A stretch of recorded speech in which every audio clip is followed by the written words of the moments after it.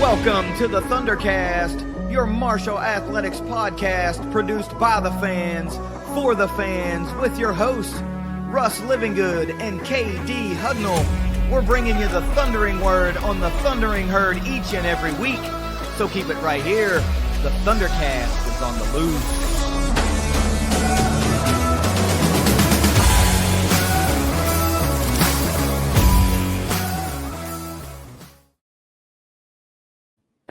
Thanks for downloading another episode of the ThunderCast. You can follow us on Twitter at ThunderCast_pod. You can watch the show on the ThunderCast YouTube channel and listen just about anywhere you stream podcasts. Russ, I got to tell you, ain't nothing like that theme song to get me amped up and ready to do a game preview. Every single time it plays, I get jacked up and ready to talk about the herd, man. I think the only thing that would be different is if we could put the theme from A-Team on there. That would give me a little jazz. I think we could do that one time, maybe a one-off type deal. I'd be on the Jazz, man. Yeah, he's on the Jazz, man. Hannibal, he's on the Jazz. But it's a big game we got coming up this weekend. Herd's traveling down to Murfreesboro, Tennessee to face old foe come from the Conference USA era, Middle Tennessee State. And I want to get into all of it. But first, man, let's pay some bills with the word from our sponsors at Leasure Oliver PLLC. If you've been hurt in a wreck, call the law firm of Leasure Oliver PLLC. Find them at 304carwreck.com. You know, Russ, you can't go on a winning streak until you win back-to-back games, and you can't go back-to-back until you win that first one. So the Herd finally got one in the left-hand column this past weekend with a big convincing win over Eastern Kentucky, and now the eyes are set towards Murfreesboro, Tennessee, try to go back-to-back and get even. And the title of this episode is aptly named. Both teams are 1-2. Somebody's going to get even this weekend in Murfreesboro, Tennessee. The game, of course, is going down September the 20th this Saturday at 7 p.m. on ESPN Plus in Murfreesboro, Tennessee. If you can make the trip at Johnny Red Floyd Stadium, and we're going to get into all that good stuff this week on the Dead Meat Society Marshall football preview. If you guys haven't heard about the Dead Meat Society yet, I guess you're not listening to our previews and catching that kick-ass commercial that Russ is going to play for you here in a minute. But if you're into grilling and smoking meats, and if you're into that whole culture and lifestyle, then the Dead Meat Society is the place for you. You can go to deadmeatsociety.com, sign up for their free newsletter, the Dead Meat Spam, that comes out every single week, and take part in it, man. You can share your knowledge if you're an old pro or if you're looking to get into the game. I mean, that's a great place to start. As a matter of fact, Jake, if you're listening, I told some guys at work that are big tailgate type enthusiasts, cooking enthusiasts about the Dead Meat Society. I'm hoping to send some traffic your way outside of the ThunderCast. And I'm going to mention one of our friends of the show, a follower of the show, was at our first tailgate, Mr. Brad Arvin. He put on his personal Facebook page, some food that he was cooking and everything. I said, brother, you've got to get on Dead Meat Society's Facebook group. Share that over there, trade off some stuff. Go to the website, get some merch, sign up for the free weekly newsletter, Dead Meat Spam. Got amazing tips and reviews and things like that in there. Anyone that likes to cook, you don't have to be outdoors to do it. You'd love the Dead Meat Society. Yeah, so let's go ahead. Let's play that commercial because it's really cool, and I really want to talk about some football. But first, I want to give those guys their props because Jake and that whole crew do such a great job. Ever since the discovery of fire, mankind has gathered around it to prepare food. And today, we enjoy fellowship with family, friends, and even strangers as we cook and grill. At home on the weekends, at tailgates for sporting events, and just by ourselves to find inner peace. We have holidays centered around the custom of grilling. And now there is a society for those of us who like to grill, who stay up all night to get that smoke ring just right, who share their gifts with others. The Dead Meat Society is here. Flame, family, community, feed everyone. Out here spitting bars, staying up all night to get the smoke ring right. I hear you. I see what it's like. Anyway, let's talk about the Herd heading down to Murfreesboro to a place that has been really unkind to Marshall in the history of this series. Like I said, the game's going down September 20th at 7 p.m. kickoff. Of course, should be Central time over there, so 6 p.m. Central if you're making the trip. Don't forget about the time change. I am, and probably most of the Herd Nation will be watching on ESPN Plus. And you got to think this one is kind of weird a little bit. I don't know. If you look at the power index, it really favors Marshall. Vegas really doesn't really. It's a weird one. 69.9% chance to win for Marshall in this game as a road team. But Marshall's now 3.5. It's bumped up. It was 2.5, I think, when they opened. So it's now 3.5, over under 46.5. So you're in that 25 to 21. That's a weird enough score. But I don't know. You never really know what's going to happen when you play these games.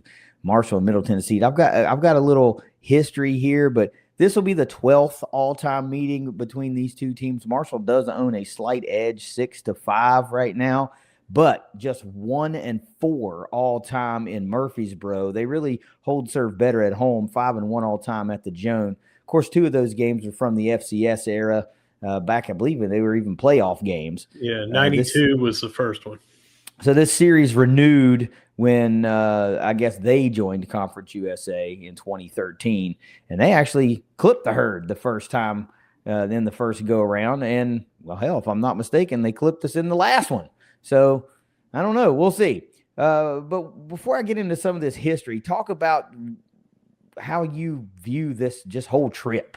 Yeah, so these two teams are eerily similar, not just with the records and trying to go 2-2 going into conference play. Both teams trying to not go 1-3 and go 2-2. It's a big difference, Huge, yeah. Yeah. So they played Wisconsin at Wisconsin. We played Georgia at Georgia.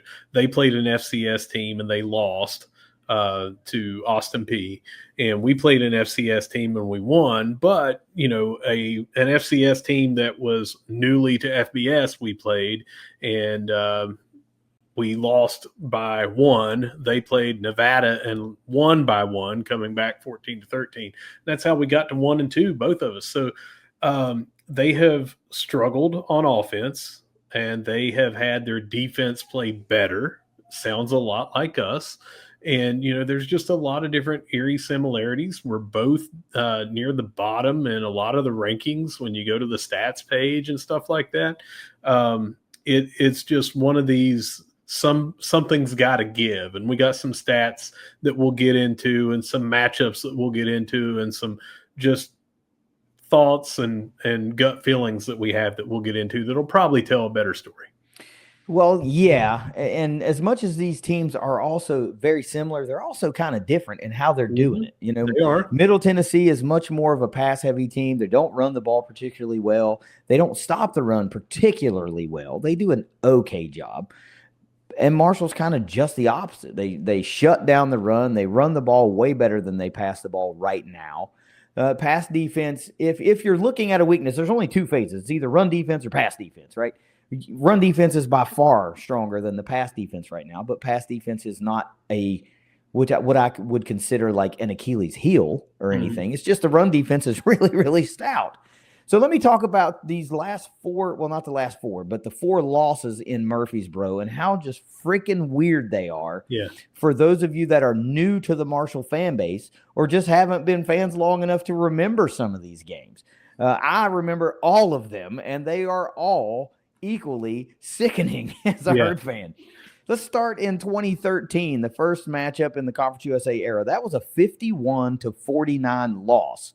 And that was a game that I remember at one point in the game, Middle Tennessee ran the ball, and I was thinking it was something egregious like 30 times. Well, I went back and looked at the drive chart. It was actually 20 straight run plays that Middle Tennessee ran in the second half of that game, and it was 2 touchdown drives.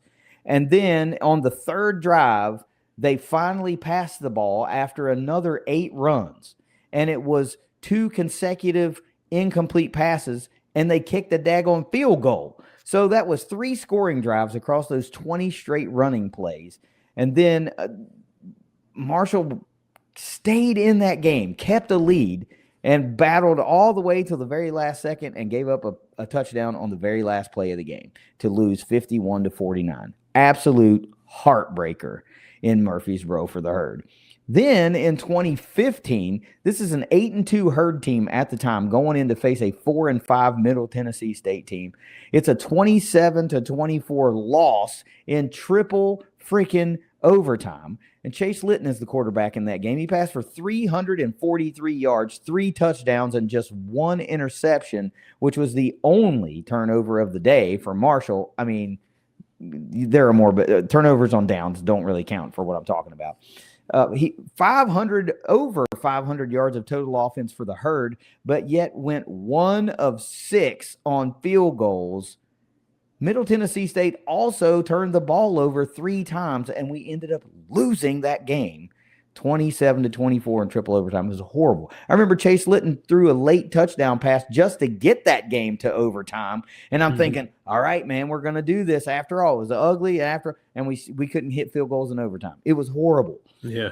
Then we finally get one in 2017. And I hate to breeze over that, but that was our only win in Murfreesboro was 2017. And then we're going to fast forward to 2019, a 24-13 loss where Isaiah Green quarterbacked the herd and passed for 365 yards, ran for another 95 yards. Brendan Knox ran for 99 yards. We had 578 total yards of offense in that game, but lost the turnover battle 4-0, and Marshall loses by 11 points.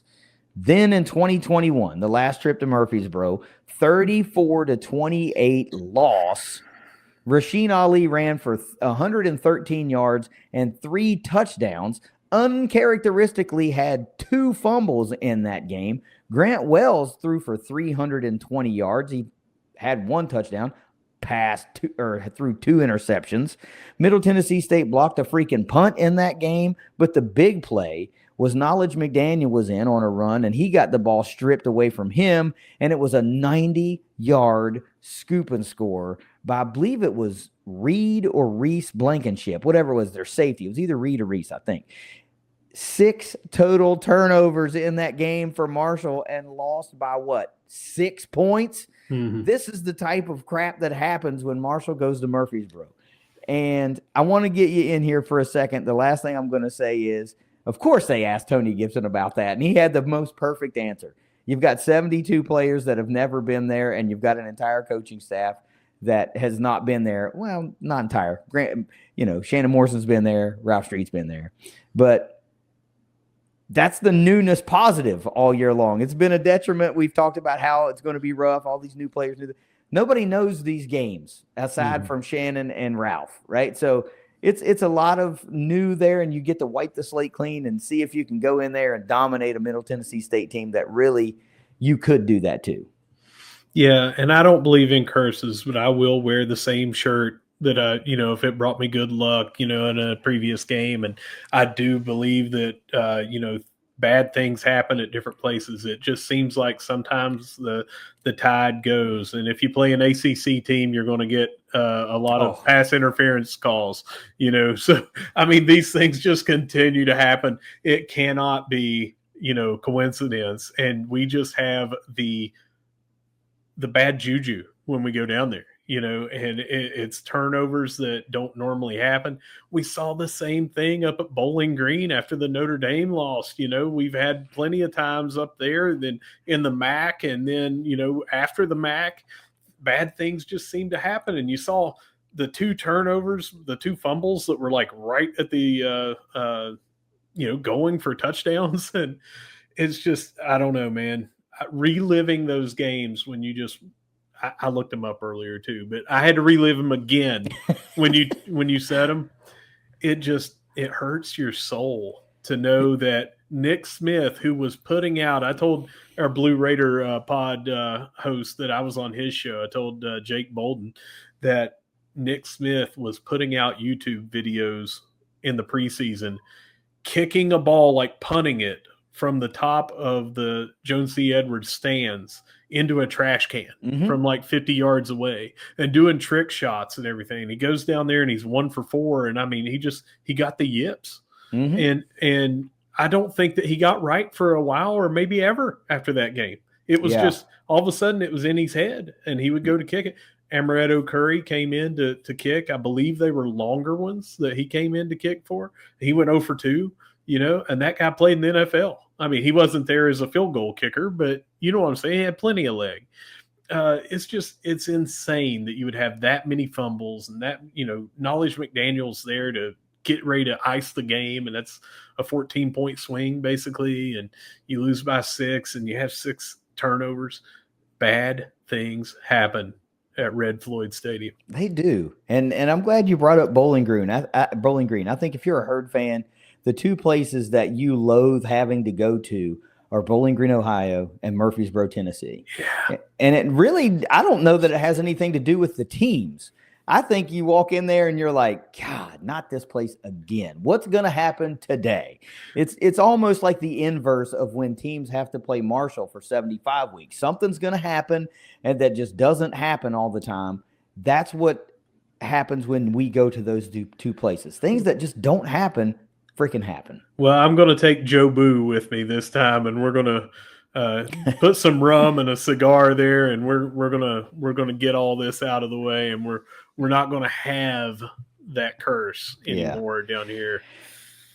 Well, there's no time like the present to break this one, because the Herd really needs to even the record, go 2-2, finish out the out of conference slate strong, back-to-back wins, as then you look forward to the conference slate starting and having to go to Louisiana, which, even though they're kind of struggling too, they're not a team you can write off. That's another team that's historically had our number, all except for the conference championship game last season. But that's a game we'll preview, of course, after this one. But let's get into some.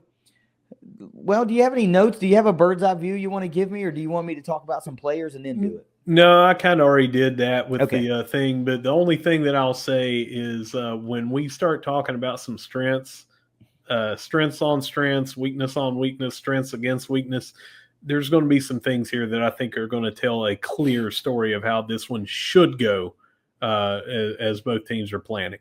Good, because I have some things that I picked up in the course of my preparation that the light bulb goes off and you go, okay, that might be a point of emphasis here. Okay, that might be a turning point in the game. So I'm interested to see how both of our minds played and see this one. But let's talk players, man, in this deadmeatsociety.com Marshall football preview. It starts with the quarterback, as always, for Middle Tennessee State, number 11, Nick Vitiato, 6'2", 212. He's a senior. 62 out of 111 on the year, 548 yards, 4 touchdowns, 2 picks. He's been sacked 10 times in 3 games, but that's not the whole story. Also, number 9, the running back, Jakyle Middlebrook, 5'10", 196, sophomore, leads the team in carries and yards, 33 carries for just 142 yards on the season, no touchdowns, 4.3 yards per carry. Then a couple of wideouts we're going to feature. Number 1, wide receiver Najee Cox, 6'3", 200-pounder. He's a junior. Leads the team in receptions, yards, and touchdowns, 14 receptions, 170 yards on the season, 3 touchdowns through the air, 12.1 yards per reception. And number 5, wide receiver Miles Butler, 6'2", 205, senior, 12 receptions for 116 yards, no touchdowns, and 9.7 yards per reception. Here's the notes for me on this Blue Raiders offense. Number 1, they are a pretty pass-heavy offense. If you just look at the yardage, gross yardage, they pick up about 3 pass yards for every 1 rush yard. So that's something you have to pay attention to. They're just not very good at running the football at this point in the season. They only have 1 team rushing touchdown, and that's by the quarterback, Nick Vitiato. They've allowed 14 total sacks, though, through 3 games. Not just 10 to Vitiato, 14 total. All 3 quarterbacks that have played have been sacked. They're scoring just 12.7 points per game. This is a fairly anemic offense, and not very good on third down either. 12 of 43 on the season, 28%. Their average time of possession is less than 30 minutes. They're only averaging 27 minutes to 17 seconds time of possession, which isn't surprising in a pass-heavier type of offense. But here's the thing. I was wondering, the one that stuck out to me the most was that Austin Peay game. So I went back and they were 0 for 12 on third downs in that Austin Peay game. And that was at a home. That was the home opener, going 0 for 12. So yowza. Anything you want to say about this Blue Raider offense right now? Yeah, they're actually giving up, as 14 sacks. That's 4 2/3 sacks per game. That's 133rd out of 134 teams that are listed on NCAA.com for the stats. Marshall, meanwhile, is they've gotten 11 all in the last 2 games, and that's good, tied for third in the country. So you've got near the top of the country, near the low of the country. Seems like that right there is going to be a spot. Looking at their rushing, you mentioned how much better they are with rushing. They get 60.7 a game, also 133 out of 134. Our rushing defense, not where we want it to be right now, but it's trending in the right direction, I would say, these last 2 games. You throw out Georgia, it looks a lot better. And Georgia is one of those teams, I'm not saying you can dismiss it, but it's Georgia, and it was the first game of the season. We are giving up 112, good for 51st in the country, and I like them not being equivalent to Georgia, so that looks like another choke point as well, where we have them really, really outfavored when they have the ball. Yeah, well, and you can say like you can't throw out Georgia, but we talked to the guys and they said Georgia's recommitted themselves to running the football. So this is a point of emphasis this year, and it shows. Through the young season, Georgia has committed to run the ball, and they're doing so much better than they were a year ago, especially if you ask their fans. But they played Wisconsin. Middle Tennessee State played Wisconsin, and Wisconsin didn't run the ball particularly well. I didn't watch the game, but I looked at the stats, and they didn't run it horribly, but they didn't like blow them out of the water as you might expect a Wisconsin historically strong running team to do. But maybe they're not built that way now. Maybe they're doing something different. They were far more aggressive through the air against Middle Tennessee. Well, and also too, you mentioned their passing offense. It's 188 a game. That's not killing it, but we would die for 188 a game right now. But they are getting total 248.7 yards per game, 130th in the nation out of 134. And they went up against Nevada, who is a bottom 10 team right now, barely beat them, had to come back, and an FCS team that, I mean no disrespect when I say this to MTSU, but they dog walked them pretty much. Oh, yeah, it's a 20-point win. Yeah. I mean, it was not like, they kicked a field goal at the end of the game to win. Austin Peay controlled that game and dominated that game. So you're looking at, they have put up 248.7 yards and 60.7 rushing. Their offense is struggling way worse than what ours is, even though they are passing a lot more than us. But again, too, Vadiato has more completions, 62, than we have attempts on the season for all 3 quarterbacks, 59. So they are throwing the ball a lot more than we are. So it goes to show why they would have 80 more yards per game in passing.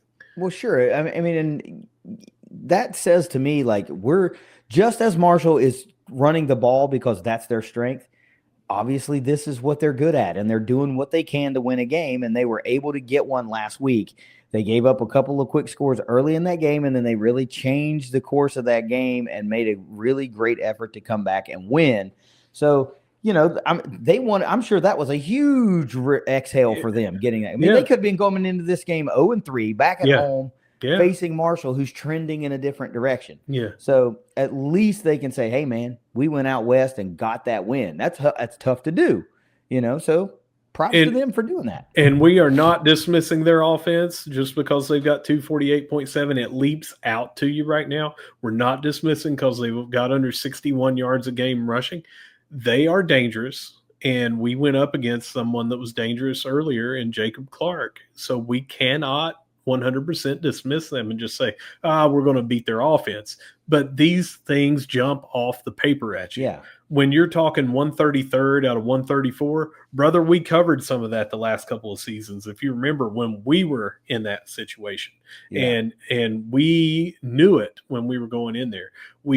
But when you have the pass defense, the pass rush defense that we've had the last 2 games, and see the pressure that we can put on, and they have given up 4 2/3 sacks a game, you better damn well believe that MTSU is worried about that. They are game planning about that. I'm talking about the coaches. That is a focus for them. You know that they're trying to do that, and you may see them try to do like Cody Creel did with us and our offensive line last year's quick passes, get the ball out and stuff like that. So what does our defense do? We know that. We know that in this 3-3-5, they're probably going to be trying to do quick passes because they've been giving it up. So these things just lean toward, here's what we might be looking for. Yeah. And here's where you have to see some development from 2 weeks ago until this coming Saturday. It's like if they know there's a pass rush coming that's pretty vaunted, you're going to have to look for some quick passes and think, well, is Marshall finally sewn up the holes in that screen game? Yeah. Because they got lit up against Missouri State. That's right. And they can't afford to get lit up again because everybody knows what everybody's probably going to have to do, right? And it boils down to being able to execute. Let's talk about this Blue Raider defense, shall we? I got 4 guys that I'm going to feature for the first time this season. None of them are in the secondary. We've got a couple of linebackers and then a couple of defensive linemen we're going to talk about. We'll start with number 9, linebacker Parker Hughes, 6'1", 225-pound senior. He's the leading tackler on the team. He's got 21. 12 of those are solo, and he adds a pass defended. Number 35, linebacker Moaz Baird, 6', 232. He's a junior, 17 total tackles, 10 of those solo. Then we're going with Agent Zero, defensive end Anthony Bynum, 6'3", 260. He's a sophomore, 13 total tackles, 3 of those solo. Sharing that 13 tackle total is number 98 defensive tackle Shakai Woods, 6', 279, also a sophomore. He adds a half a sack to his resume with 7 of his 13 being solo tackles. Impact plays are not really overwhelming for Middle Tennessee State on the season. Total impact plays: 6 sacks, 3 interceptions, 2 forced fumbles, 1 fumble recovery, and just 6 passes defended. The leading sacker on this team is number 95 defensive tackle Zion Simpson Smith, 6'1", 271-pound freshman. Dude don't look like a freshman, but he is. He's got 2 on the season. Now, this Middle Tennessee State defense is allowing 29.6 points per game, and that's legitimate. You can't just say, well, toss out Wisconsin, because they allowed, 34 or something to Austin P. To Austin P. They're allowing 382.6 yards per game, 214 through the air, another 168.5 on the ground. And here's the thing for me. They have gotten worse each week against the run in total yardage. Mm-hmm. Now, from the first week to the second week, it was kind of incremental. They gave up 150 on the ground to Austin P, then just 153 on the ground against Wisconsin. Then last week against Nevada jumped all the way up to 203 yards. They are trending in the wrong direction for a team like Marshall to come to town and play. You got any notes on this defense? I do. I've got a lot, actually. They actually have 22 tackles for loss. So they don't have a lot of sacks, but 16 additional tackles in the backfield they have with those sacks. And that's good for 27th, tied for 27th in the country. And we are only with our 11 sacks, we're only at 25 tackles for loss. But that is about all it gets on defense that looks good, because let's say you take those tackles for loss here. 90, I got to look around my monitor. Hang on one second. 94 yards that they have given up, that they have gotten.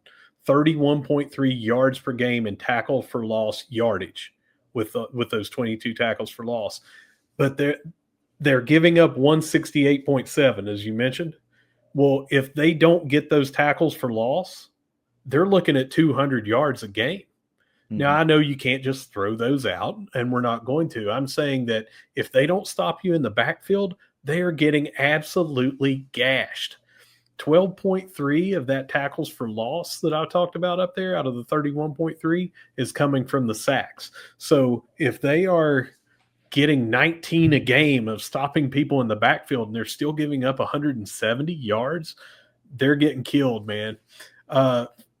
Red zone defense, 9 out of 10 times that opponents have gotten in the red zone, they have scored. 2 of those are field goals, 7 touchdowns, 3 through the air and 4 on the ground. 4.8 points per possession in the red zone their opponents are getting. That's really bad. When you're hovering up around 5, that's bad.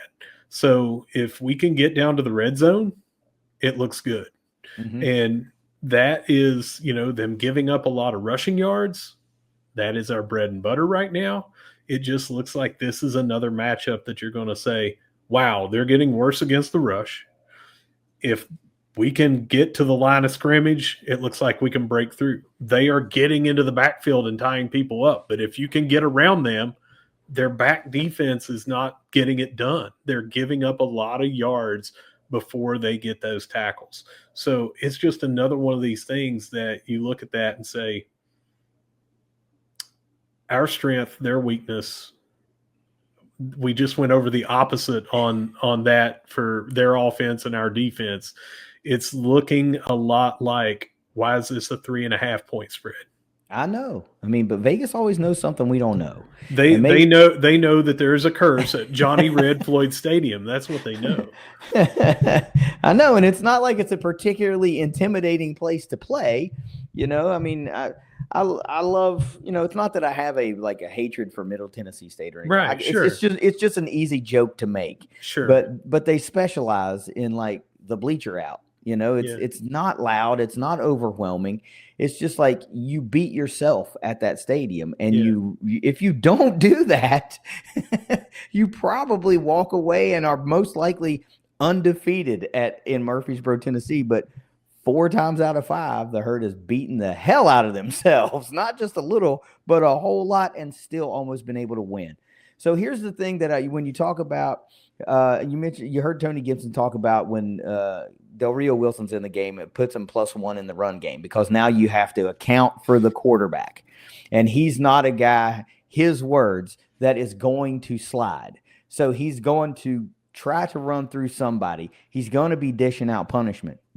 So he's able to take these hits, maybe some of these hits that might be tackles for loss won't be tackles for loss, because he's a bit of a load to try to bring down, right? And he's pretty athletic, and I think he's got a good set of eyes there and a good feel for the flow of a play. Some of them, of course, are designed runs, but it's not like you drop back and your first read is not open and you immediately tuck it and run. That's not really what's happening. But as things break down, he's just able to make something out of kind of nothing sometimes, even if it is for 3 or 4 yards. But that will move the chains for you. This looks like it's going to be a very difficult game for this Middle Tennessee defense. They're going to be tested, and it ain't going to be early. It's going to be early and often. So I hope they're ready. I hope they've been able to game plan, because I just don't think they're going to find as much success against this Marshall offensive line as they had against maybe some other offensive lines. I don't know. Yeah. But conversely, it feels like our defense is going to have a pretty good success rate against their O-line. Yeah, and one thing I left out, when they have the ball, they actually have the same tackles for loss allowed, 22, that they have gotten. But those 22 that they have given up on their tackles for loss, which includes sacks, 127 yards. I mean, that is a lot, man. And a team that is already getting a lot of sacks and a lot of tackles for loss that Marshall does, that is a big thing that's probably going to put them out of the red zone, probably going to put them further away to where they have to punt instead of go for field goals. And we'll get into the punt situation here in a minute. Right. I've only got one special teamer to talk about for Middle Tennessee State, and that's the place kicker, number 99, Jacob Hathaway, 6'5", 208. Wow. Yeah. Senior. Just 1 of 2 on field goals, though. He hit from 27, missed from 36, and he's perfect to 5 of 5 on extra points. I didn't have any notes on their punter or anything in their return game because, I mean, there might be something, but if you're only putting up, what did I say, 12 point something a game, 12.7 points per game, it's probably not a lot of hay being made on the special team side of things. No, they're punt returners. They're getting 6.2 yards per return. That's 86th in the country. Marshall's defense on that is right there, 6.83, 84th in the country. Here's where I was talking about if you force them to punt a lot because we stop them on third down, which I can talk about that too. But punt returns, Marshall, 13.8, good for 25th in the country right now. This early in the season, what usually gets you up a little bit higher than that is when someone has returned one for a touchdown. Mm-hmm. That throws in, a lot of extra yards. So you see those top 25, a lot of those have a punt return for a touchdown. We do not yet. MTSU, when they punt the ball, 118th in the country. They are giving up 14.86 yards per return. Yes, one of those I believe was a touchdown, but still. Another one can be this weekend. Yeah. We've got Floyd Lacey that has been, breaking them, snapping them off, and that is what I was getting at with the defense is if you can keep them out of the red zone, keep them out of field goal range, which – it looks like their field goal range is not very deep with this kicker. Anything can happen. We spent week 2 talking up that kicker that had not missed in 2 years, except for one that was blocked. He misses 2. Anything can happen. But right now, if you force them to punt, it looks like we can control the field by flipping it, and then we'll have a short field. And for our kicker, that is good for longer. So just another thing when you look at these matchups on how everything should go, it's just everything doesn't go the way it should at Johnny Red Floyd Stadium. Right. Until this weekend. Because I've got Joe Boo going with me. Give me some keys to victory against Middle Tennessee State. What's your number one? Well, so I went a little weird with this time. And I got asked on the Blue Raider podcast to have some keys to victory. He only had me have 2, but I thought he said 4. So I wrote down 4. And when I was doing it, I found out I've got 4 E's this time. So I'll give you my first E. Establish a passing game. Our leading passer this season has 183 yards on 39 attempts.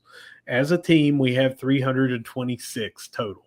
Last game, we had 14 passing attempts, which was 20% of our offensive plays. Mm-hmm. So we have absolutely got to establish a passing game because even though they have been bad against the run, what's to stop them from putting 8 in the box and trying to just shut our offense down?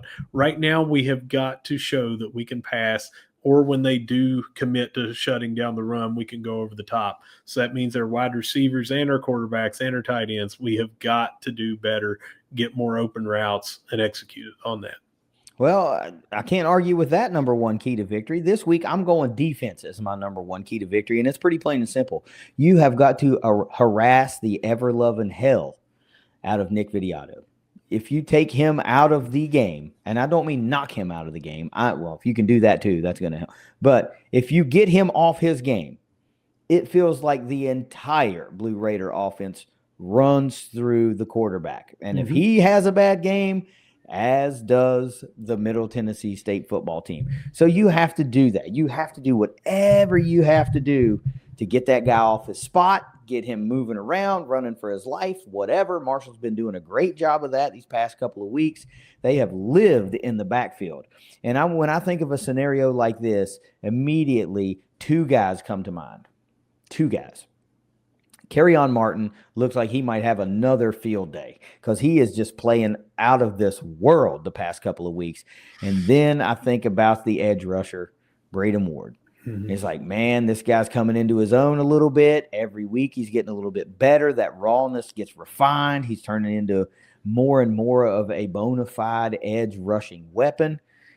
And it just feels like those 2 guys are in for a big weekend. If they happen to be playing on the same side, how the hell are you going to defend both those guys? It's going to be tough. But the number one key to victory is you got to get after Nick Vitiato. Take him out of the game as best you can. I think that goes an extremely long way into getting the win for the Herd. What is your number 2? execute on third down. We're currently 12 of 46. That's 26.1%, and have averaged right at 7 punts a game. Short yardage situations seem to be, I don't have the stats to back this up, but they seem to be even worse, because you've seen all these 3rd and 1, 3rd and 2, 4th and 1, 4th and 2, where we haven't gotten them. I've got the red zone, not the third down conversion percentages here. We're 129th in the country. 26.1. 3 spots above us is Middle Tennessee, 27.9. They're at 126. So if we can execute on third down but prevent them from, that'll be a major, major key in this game. Yeah, I think you look at some of the plays in the past couple of weeks, or really, well, yeah, the past 2 weeks, and it's like, you know, the ill, I don't know, the ill-timed, you know, fake punt and the tush push, and all these things set up because you didn't convert on third down in a short yardage situation, or the missed field goal against Missouri State because you didn't convert that third down. And just last week, you kick a field goal because you don't punch it in on third down. So all these things hopefully have turned into learning, teachable moments to where it's not repeated mistakes. But third down is probably going to be pretty huge in this game. It is in most games. Yeah. But this one is two offenses that are trying to still find an identity in both phases of the offense. So you're going to see a lot of third downs. And I would say that's probably going to be a very, very, very key indicator, more so than usual. My number 2 key to victory is punish the Middle Tennessee offensive line. I mean, beat them into submission. They're already struggling to run the football. Anybody can catch a hole and go 80, and then all of a sudden that game average is just blown all to hell, right? But the pass rush that Marshall has been bringing, these guys they had a great day against Missouri State. They had an even better day against Eastern Kentucky. I want to see them keep that rolling. And the way you do that is you just punish this offensive line into submission. You know, we've got some guys that are on our team that were on that team last year. So I'm sure that they're amped up for that, you know, and they're going to want to get some licks on their side of the respective side of the football. But, man, I think if you just find the weakness in that O-line and just brutalize it, Marshall could have a 7-8 sack day, you know, a 10-12 tackle for loss day. It's not out of the question, right? It's not like a sensationalized stat to where you're like, all right, you're just being silly. No, we just had 5 and 6 the last 2 weeks. Right. Yeah. It could happen if you can find the right the right formula and just pick on it all day until they fix it. What's your number 3? Explode. We seem to have the big play potential. I mean, you know, any of our running backs, you look at how they've ran, and any one of them could take it. Our quarterbacks have had big chunk plays, and they can do it as well. Our wide receivers, you know, we've had running backs catching out of the backfield for 30-plus yards. We had Adrian Norton just got one for 30 yards. Toby Payne has gotten some down the seams and things like that. We have the big play potential. Although we've had those chunk plays, we have not truly broken out with this offense. And I think we need to kick it into high gear, discover our identity. Like you just said, we are averaging right now 286 yards a game.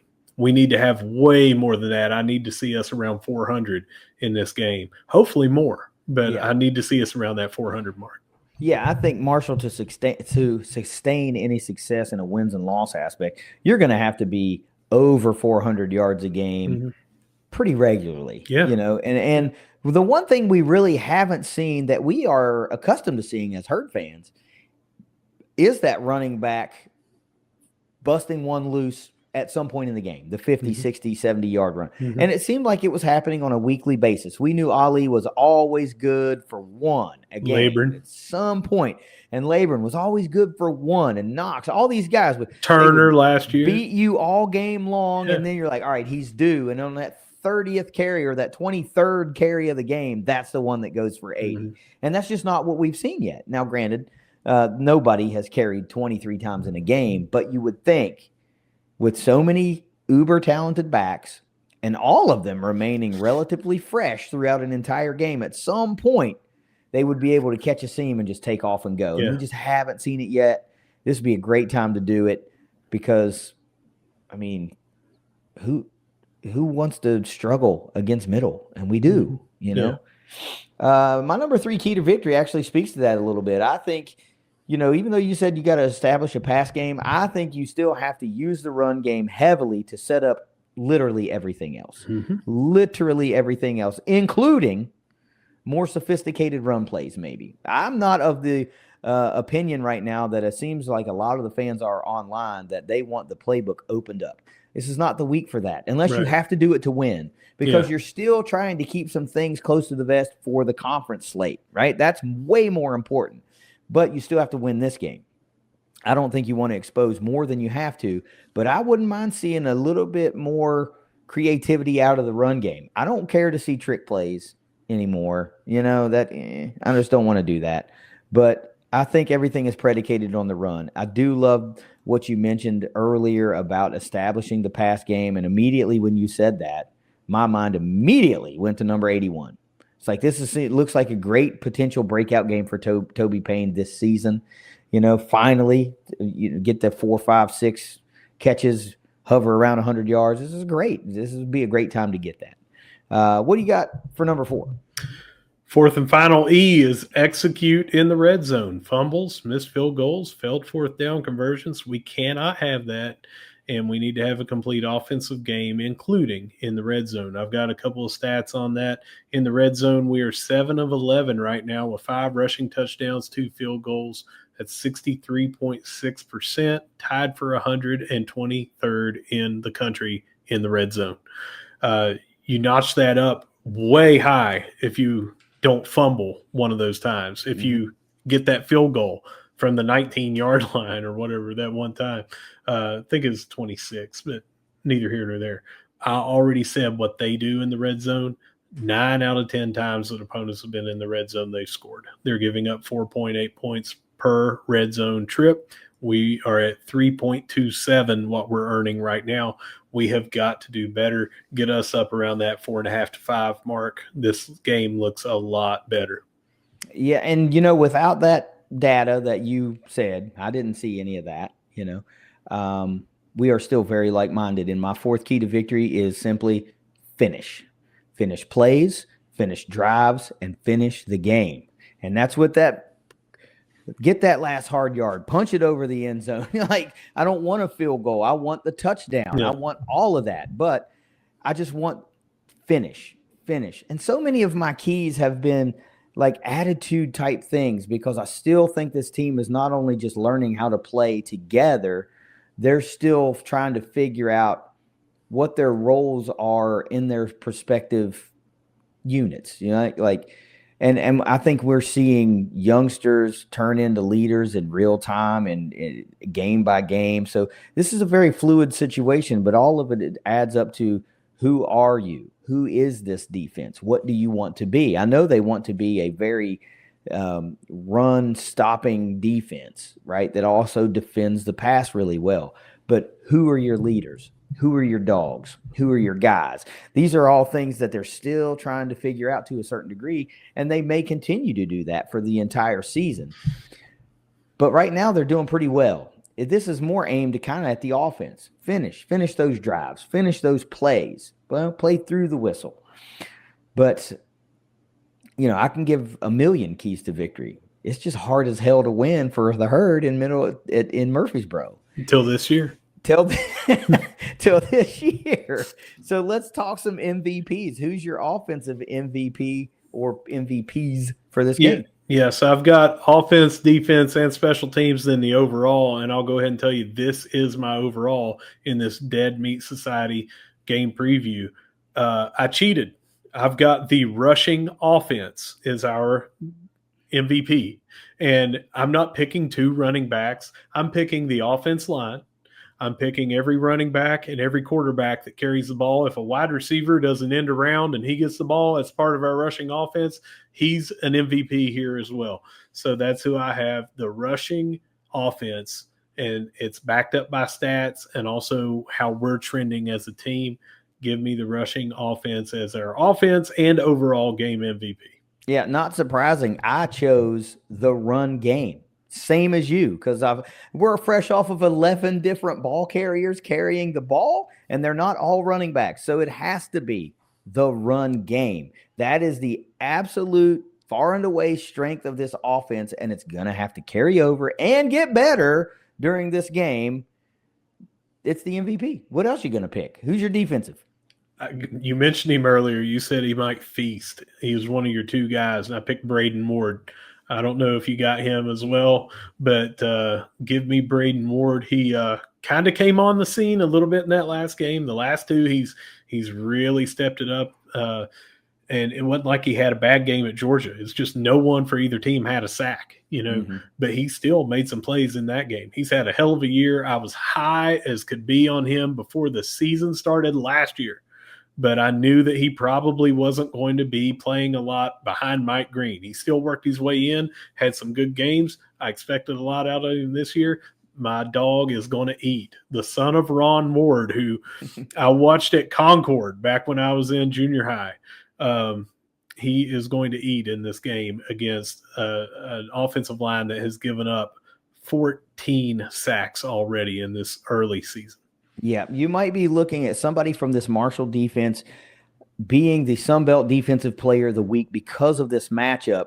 So having thought about it long and hard and identified a handful of guys and then talking about a couple earlier, I'm just going to tell you, Montgomery, West Virginia, Riverside High School, stand up. It's Braden Ward this weekend. Who else you going to pick? I could pick Kerryon Martin. I could pick Cannon Lewis, but I feel like this is the coming out party per se for Braden Ward. We haven't even said this. I'm sorry that I'm intruding on yours, but we haven't even talked about the return of Marvay Myers to this Middle Tennessee. That guy could go down there and just absolutely ball out.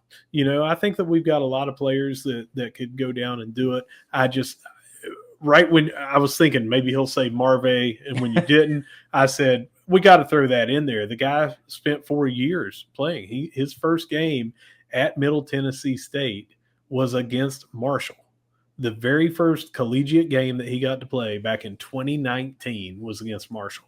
One of those games that we recapped there with those brutal losses. And now he's going back to play against the only team he's ever been on in college besides being on Marshall's. Now it's got to be a special homecoming for him. Yeah, and you're going to play against a team that is very pass heavy. What a great game for you to come down with your first career interception or the big pass breakup that wins the game. One of those, milestone moments for you individually. But there's, like I said, a number of guys. Any one of 15 guys could have an unbelievable game.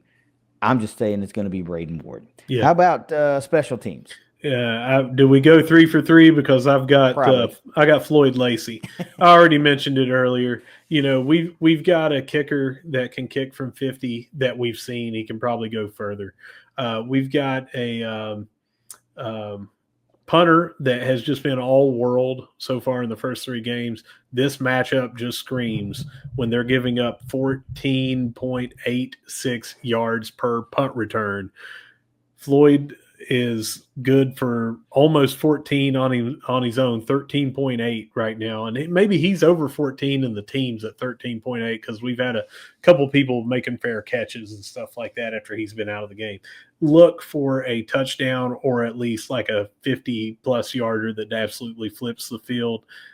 This is going to be a game where I think he breaks out. Now, I really, really want to see him at wideout as well, but right now, if special teams is all we can do, he's going to dominate on special teams in this game. Well, he's an absolute weapon as a punt returner, and it's hard to take him out of that role. I'd like to see him line up, on the offense as well. But man, he's doing more damage than arguably any other wide receiver on the roster right now. And I think he's doing. I think he can do both, though. I think you got to put him out there.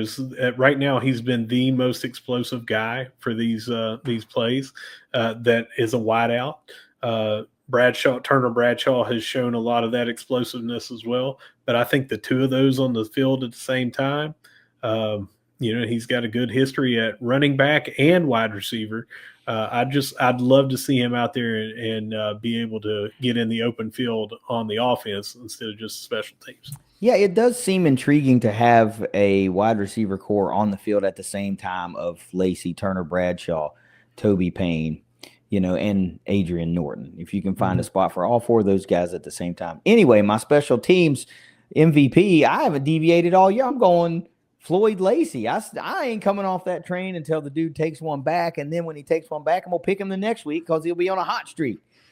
I don't know who else you can pick. I will say this. Let me make this point. Let me give an honorable mention to Lorcan Quinn because of all the freaking field goal woes that we've had at Johnny Red Floyd Stadium and these games I talked about earlier, and how that guy has struggled to find a perfect field goal game this year. Boy, what a great storyline that would be for Lorcan Quinn to come out and go like 5 for 5 on field goals, or something crazy like that. Marshall just have an offensive outpouring, so I'm not saying that you're going to trade field goals for touchdowns. I'm saying on top of. Let's see him go 4 for 4, 5 for 5, everything outside 35 yards and just go, you know what? Johnny Floyd Stadium don't mean nothing to this Irishman. He's got the jazz, man, and that would be cool. That would be another cool storyline. How about a score prediction? Give me 31-17. I'm not changing it from what I was on as a guest on the Blue Raider podcast. I'm going 31-17 Marshall. Okay. 31-17. I like it. I like it to be. I can't get over the specter of the stadium, the trip, the whole thing. It's never been kind.